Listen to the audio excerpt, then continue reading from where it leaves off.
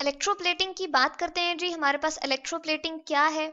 Plating जैसे कि हमारे लफ्ज से जाहिर होता है कि कोई लेयर है हमारे पास, या हम किसी चीज की प्लेट जो है वो कर रहे हैं, यानी कि इलेक्ट्रिसिटी की वजह से, करंट की वजह से हम क्या कर रहे हैं, एक मेटल को दूसरी मेटल के ऊपर डिपॉजिट कर रहे हैं। तो यहाँ पर हम लिख सकते हैं डिपॉजिटिंग।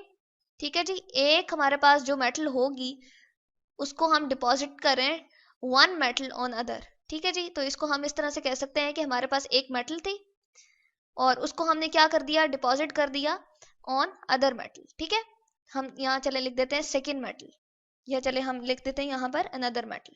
ठीक है जी, तो हमारे पास दो मेटल्स हैं, उनमें से एक मेटल को उसकी प्लेटिंग हमने कर देनी है। किस तरह से, कि हमारे पास जो दूसरी मेटल थी उसकी मदद से। ठीक है जी, तो ये प्रोसेस हमारे पास किस तरह का होता है, तो हम देख रहे हैं कि हम एक मेटल को इस तरह से डिपॉजिट कर रहे हैं दूसरी मेटल के ऊपर कि उसकी जो है वो एक लेयर ऊपर उसकी दूसरी मेटल के ऊपर जो है वो जम जाती है। इसी चीज को हम कहते हैं इलेक्ट्रोप्लेटिंग।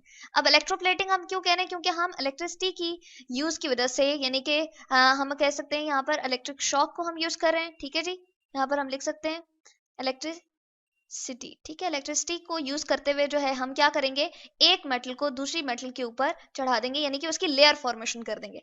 अब होता क्या है, इसको हम इस तरह से समझ सकते हैं कि सबसे पहले तो हमें क्या चाहिए जी, एक हमारे पास दो मेटल्स मौजूद होने चाहिए। ये इसके प्रोसेस को एक्सप्लेन करने के लिए हम फिगर ले आते हैं। किस तरह से जी, सबसे पहले हमें फर्स्ट वन जो चीज यहाँ पर हमें नजर आ रही है वो क्या है जी, बैटरी है। ठीक है, तो पहली चीज हमारे पास क्या है, बैटरी। जिस तरह हम घर में यूज कर रहे हैं, कोई भी हमारे पास जो है वो छोटे वाले सेल होते हैं, या फिर जिससे हम अपनी बहुत सारी अप्लायंसेस को रन कर सकते हैं। ठीक है, तो उसको हम कहते हैं बैटरीज। तो यहाँ पर हमने जो बैटरी यूज की हुई है उसका एक पॉजिटिव टर्मिनल है और उसका एक नेगेटिव टर्मिनल है। अब ये जो हमारे पास दूसरे नंबर पर चीज आ रही है वो क्या है जी, वायर्स है। ठीक है, वायर्स के थ्रू हम क्या करते हैं, उसको अटैच करते हैं अपने रिस्पेक्टिव मेटल से। ठीक है, तो ये हमारे पास वायर्स आ गई, जिसके थ्रू हमारे पास करंट जो है वो कंडक्ट होगा, यानी कि यहाँ से पास होकर इस तक और यहाँ से इस तक पहुंचेगा।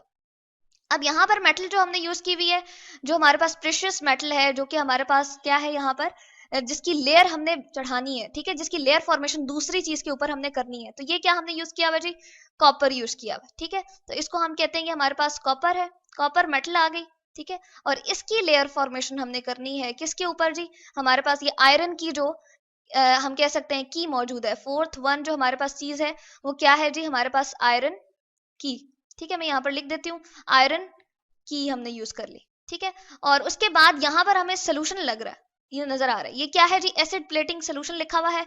यूजुअली ये सोल्यूशन जो हम यूज करते हैं ये किसका होता है जी, जिस चीज की हमने लेयर चढ़ानी होती है दूसरी अपनी मेटल के ऊपर, उसका हम क्या लेते हैं, इलेक्ट्रोलाइटिक सोल्यूशन ले लेते हैं, यानी कि उसके सॉल्ट का सोल्यूशन ले लेते हैं। जैसे कॉपर हम यहाँ पर मेटल अगर यूज कर रहे हैं जिसकी लेयर फॉर्मेशन हमने दूसरे के ऊपर करनी है, तो यहाँ पर हम जो सोल्यूशन यूज करेंगे CuSO4 यूज करेंगे, कॉपर सल्फेट।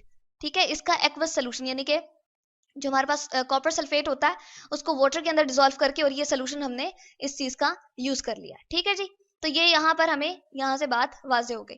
अब जो नेक्स्ट वन हमारे पास ये टैंक है पूरा। ठीक है, इसको कहते हैं इलेक्ट्रोलाइटिक टैंक।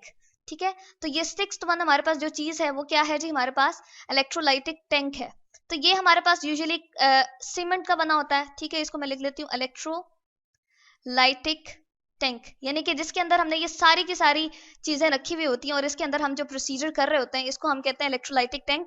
ये हमारे पास जो है वो सीमेंट का बना हुआ हो सकता है। ठीक है जी, इसी तरह से हम कह सकते हैं कि ये वुड का भी बना हुआ हो सकता है और ये ग्लास का भी हो सकता है। तो मैं यहाँ पर लिख देती हूँ ये वुड या फिर ग्लास, और या फिर हम ऐसे लिख सकते हैं कि ये हमारे पास सीमेंट का बना हुआ। ठीक है जी, तो ये बेसिकली हमारे पास चीजें हैं जिसके अंदर से हम क्या कर सकते हैं जी, इलेक्ट्रोप्लेटिंग कर सकते हैं। अब होता क्या है इस प्रोसेस में कि कॉपर जो है एनोड, जिसको बैटरी के हमने पॉजिटिव टर्मिनल से जोड़ा होता है जी, उस पर पॉजिटिव चार्ज होता है और वो एनोड होता है, और जिसको बैटरी के नेगेटिव टर्मिनल से जुड़ा हुआ होता है उसको हम कैथोड कहते हैं और इस पर नेगेटिव चार्ज होता है।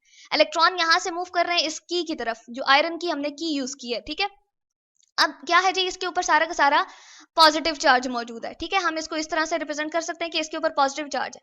अब क्या होगा, जैसे ही पॉजिटिव चार्ज इसके ऊपर मौजूद है तो हमारे पास सॉरी इसके ऊपर जो हमारे पास चार्ज है वो जी नेगेटिव टर्मिनल की वजह से नेगेटिव चार्ज मौजूद है। तो जो हमारे पास सोल्यूशन में इसमें क्या होगा, कॉपर सल्फेट का जब हम सोल्यूशन लेते हैं तो हमारे पास क्या बन जाते हैं जी, ये अपने रिस्पेक्टिव आइन में चेंज हो जाता है। एक तो कॉपर पॉजिटिव 2, ठीक है जी, यानी कि दो इलेक्ट्रॉन अपने से निकाल के और सल्फेट को दे देता है दो हमारे पास इलेक्ट्रॉन, तो ये क्या बन जाता है जी, SO4 -2। ठीक है। यहाँ पर हमें क्या नजर आएंगे, SO4 -2 सल्फेट आइंस भी होंगे मौजूद हमारे पास, ठीक है जी। इसको हम लिखते हैं -2, ठीक है जी।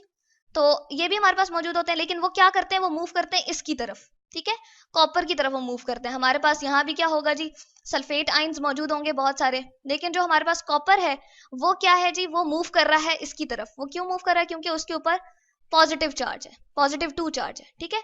अब मेटल अपने अंदर से कॉपर को निकालता है, ठीक है जी। 2 इलेक्ट्रॉन जो है यहाँ से लूज होते हुए, यानी कि 2 इलेक्ट्रॉन यहाँ से मूव करते हुए क्या करते हैं जी, बैटरी की तरफ जाते हैं और फिर बैटरी से होते हुए इस तरफ को मूव करेंगे, ठीक है। यहाँ से हमने दिखाया कि इस तरफ को आए और फिर 2 इलेक्ट्रॉन यहाँ से निकल के बैटरी से इस तरफ को आए और इसको नेगेटिवली चार्ज कर दिया। अब यहाँ से इलेक्ट्रॉन लूज हो रहे हैं, तो क्या प्रोसेस हुआ, इलेक्ट्रॉन के निकलने के प्रोसेस को हम कहते हैं जी ऑक्सीडेशन। तो यहाँ पर हमारे पास क्या हो रही है, ऑक्सीडेशन।